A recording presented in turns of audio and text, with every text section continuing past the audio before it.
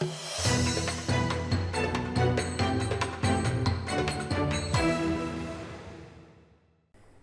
on Newshour, a defining chapter in French politics reaches its climax. Former President Nicolas Sarkozy, once one of Europe's most powerful leaders, begins his 5-year prison sentence after being found guilty of conspiring to secure illicit campaign funds from Libya ahead of his 2007 election victory. Well, it marks the first time in France's modern history that a former head of state faces jail for offences linked to international corruption.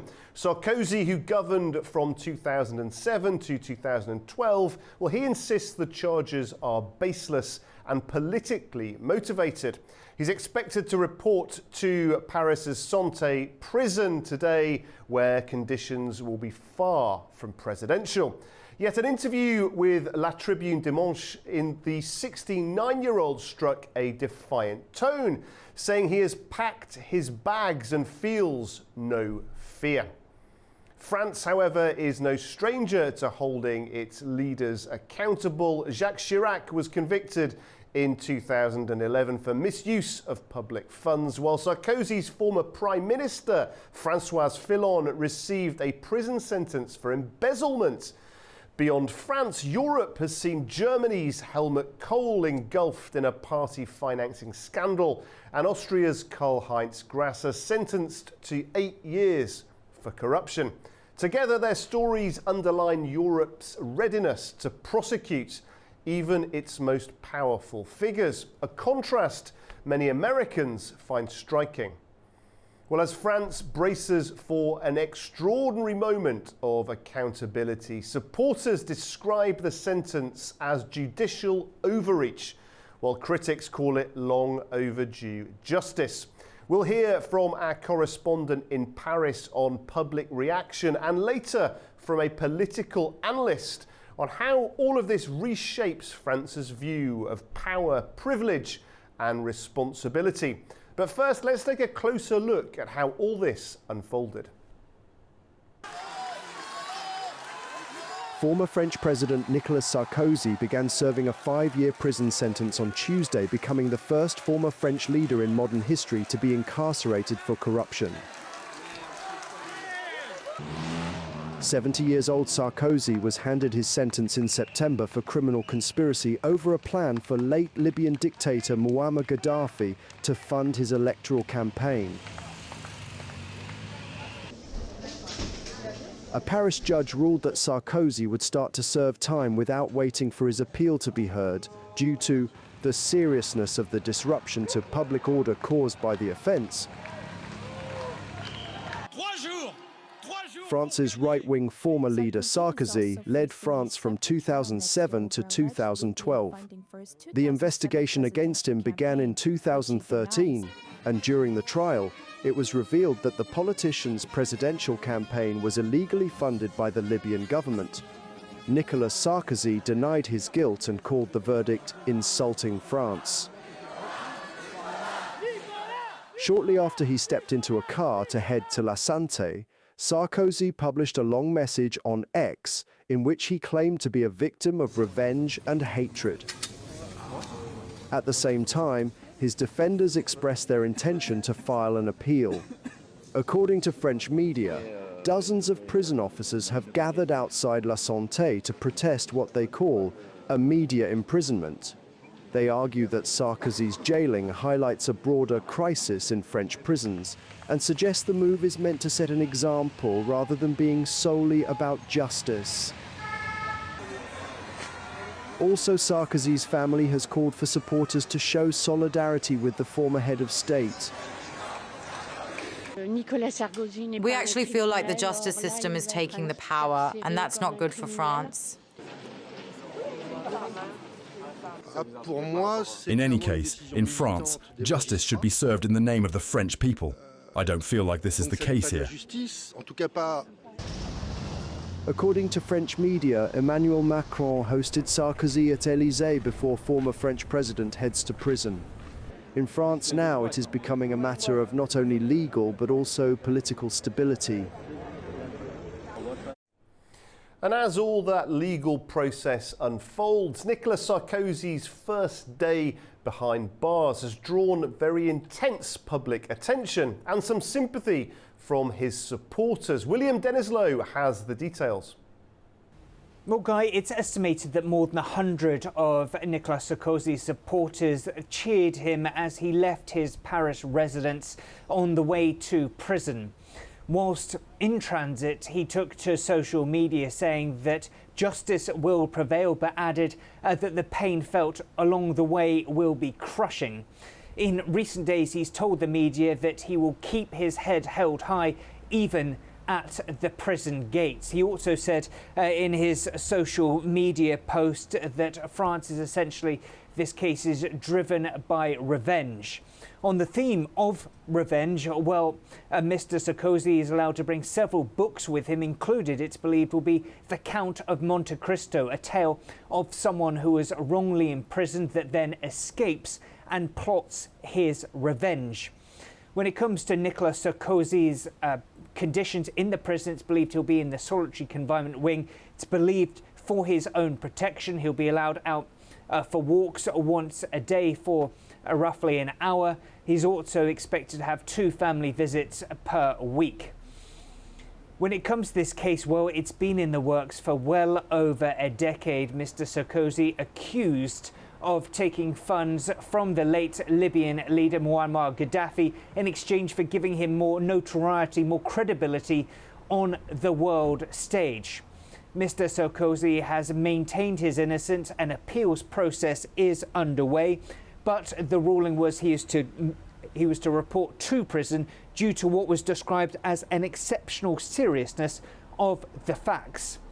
After this sentence was handed down for 5 years, the judge has received death threats. That is something that French President Emmanuel Macron has described as unacceptable. William Denslow, Frey News in Brussels. Okay, joining me now to discuss this further is Pascal Mass, a geopolitical analyst, joining us from Paris. Mr. Mass, thank you very much for joining us. Always good to see you on the show. There's a trend here, isn't there, for France to send or at least convict previous leaders, send them to prison. But just looking at this, you know, Nicolas Sarkozy, Jacques Chirac, is it only conservative leaders that get prosecuted, or are there also evidence? Is there also evidence of anyone on the left of politics also being charged at some point? Thank you very much for discuss this situation. Yes, as you mentioned, it's a completely political based judgment. There is no reason for President Sarkozy to be in jail today, because the judge, out of 4 reasons for this trial, said 3 times that there was not even the slightest proof of corruption or any illegal action. Only the 4th thing has been said by the judge to send him to jail, as if President Sarkozy would be able to escape from France and be guilty of anything. This is not the case, but there is revenge from people of justice who, during the 4 last decades, took power over all institutions, not only the presidency, but also the parliament and also all legal institutions. And mainly, something reported this, mainly these judges are members of a neutral leftist trade union of judges and prosecutors. And so that this is not the trial, this is not justice, it is only a revenge from opposite people to Mr. Sarkozy and Jacques Chirac that we can see on the screen, but also some other public and political responsible people, leaders, but only coming from the right field of the political people in France. All the left one have been considered as non-guilty, while there were proofs. One of the things which has been said about Nicolas Sarkozy is a false document, and the judgment realized, and they said the document was false, a fake news, but which has been reported by journalists from the left wing as well, and there is not the rightest reason for President Sarkozy to be in such a situation today.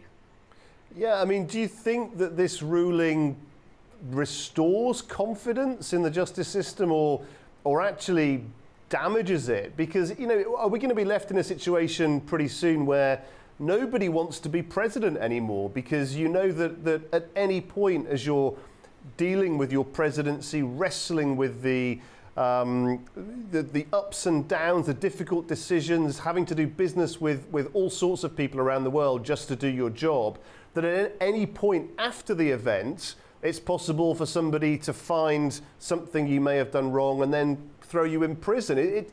I mean, how does the public look at this? This is a tragedy because justice in France already has a very bad reputation because of this political involvement of magistrates and prosecutors.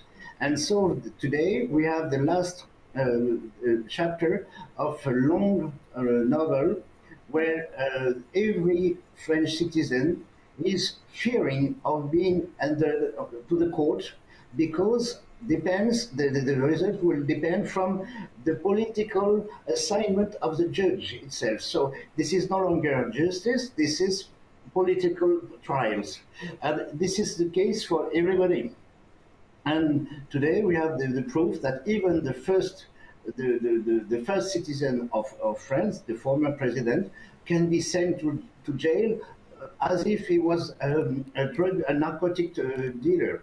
It's a shame, and even people who were not on the political side of Mr. Sarkozy say that it is the last bad shot that the politicated back judge have made to the institution of justice in France. We are no longer in a real democracy, but as the former African or Latin American dictatorship, where the justice is a tool for to make political revenge. Okay, Pascal. I mean, let's for fairness look at the other side though now. I mean, Sarkozy once styled himself as the great reformer, the strong man of French politics. Do you think at times he may have gone too far? That confidence, that persona, that desire to get things done may have caused him to take risks, oversights that possibly in retrospect he maybe shouldn't have taken? Well, for the time being, there are two presidents of France which are hated by a large part of the population. The first one is Mr. Sarkozy, because he tried to make some reform, and that shocked many of the conservative people. The other one, the second one, which is hated by the majority of the population, is the present president, Mr. Macron. And for on both sides, the words which are used on the newspaper and the television and the people are probably similar to what occurred during the French Revolution. And if we were in 1793, Sarkozy would have been headed. Yeah, it's very dramatic, the language around all of this. I mean, one of the other extraordinary elements to all of this is this Libya link, quite extraordinary given France's later role in NATO's intervention there. I mean, how politically damaging is that connection, do you think? Well, there is no proof of links, but what was the case at that time is Gaddafi, who was touring Europe and making a new start of the politics. And so, of course, there are some members of terrorism, including French, which has been brought by terrorists. But that was the reason why they say that Sarkozy was a friend of Gaddafi. But this is the issue of friend. The French politics, and especially with country of the Mediterranean, that Sarkozy wanted to make a great project of the Mediterranean sea borders, including Libya and even Syria. And that was the reason why he has been criticized, because he had some talks like Spain and Italy at that time with the Muammar al-Gaddafi. But that's politics, and that's foreign affairs, which are not always simple. But this bloody judge made a decision based only on their own political view. And, it's one thing, isn't it, to imprison a president, very dramatic thing to happen, but it's another to look at policies, compliance issues, rules, regulations to possibly stop things like this happening in the future. Do you think this is now going to open a wider debate about the reach of foreign money, of influence in European politics? And do you think that would be a good thing or a bad thing? I mean, we know that the EU is never shy of an opportunity to implement fresh regulations. I mean, I guess there's two sides to this. Yes, what you're mentioning, for instance, is the power that the European Commission, and especially her president, Mrs. von der Leyen, is taking with all European countries far more than Sarkozy was supposed to do. And you're right, there is a bad tradition now in the European institution of corruption. I mean, the Commission, but also the Parliament, the European Parliament. And there are some forces that influence the European politics through the European Union and the European Commission.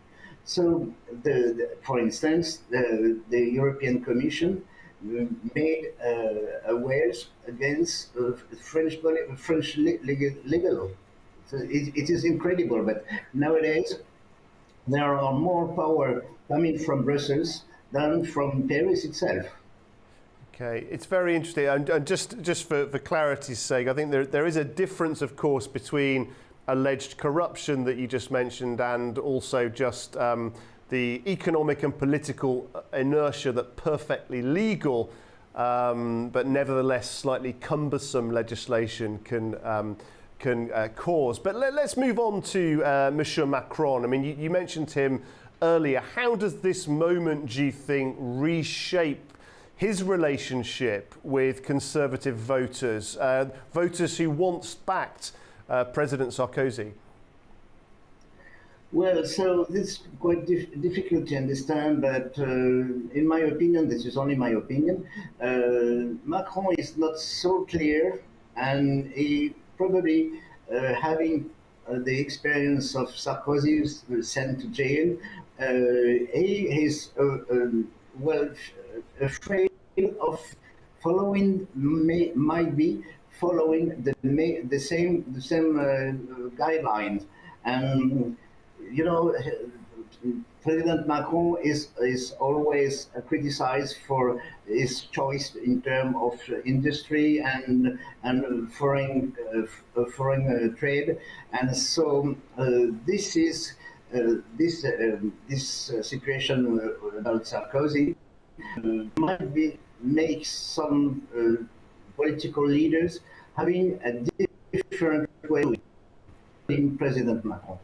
And that's the reason probably why. And on the other side, you didn't mention this, but Mrs. Le Pen from the ultra-right, who has been sent to trial to the court as well, gave a phone call to President Sarkozy on Friday, because they are in similar situations and accused of financial corruption. So, you know, this is the way the judge, and especially those who are making their own political sensibility instead of making justice, are prosecuting all people conservative to even the ultra-right. The ultra-right whose party is now climbing in the intentions of voters. And so the judge, as I said since the very beginning, took power over a lot of institutions in order to control the wishes of the citizen. Pascal, finally, I just want to ask you this. You know, tonight we have a former president who will sleep in prison. Is this going to happen again, or will this be a one-off?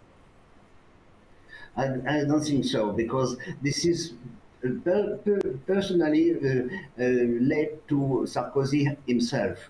But this is really a revenge. Like in the cowboys films, pictures of the year 50s, if they had guns, they should have shot each other. But Sarkozy has been prosecuted for 2 decades now, 20 years, on various things. At each time, there were no proof, there was no object, and so now a judge said he has been in jail while he shouldn't be, regarding the French law.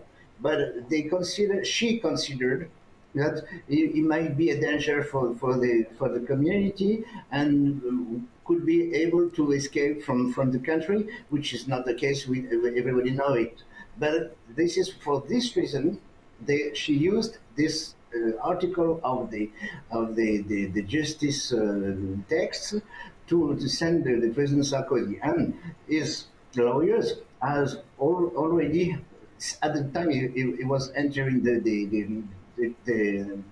prison, they asked for a new judgment and to make it getting out of this jail as soon as possible. And this, the judge has 1 month to make his decision on this. Okay. So President Sarkozy might get out tomorrow or the day after tomorrow, but they want him being in jail and being dishonored. Okay, well, we'll follow this with this case with great interest, I'm sure, as it twists and turns over the coming months. Pascal Mas, thank you very much indeed for your analysis. Thank you very much to you. A president then, once at the height of his power, now preparing to serve time behind bars. It's a story few imagined would ever unfold in France. Nicolas Sarkozy's fall from grace is as much about the resilience of the rule of law as it is about the fragility of political legacy. Tonight, France stands divided between those who see justice done and those who see politics at play. Either way, history has already written its verdict. Well, that is all for this edition of NewsHour from all of us here at A News. Thanks for being with us.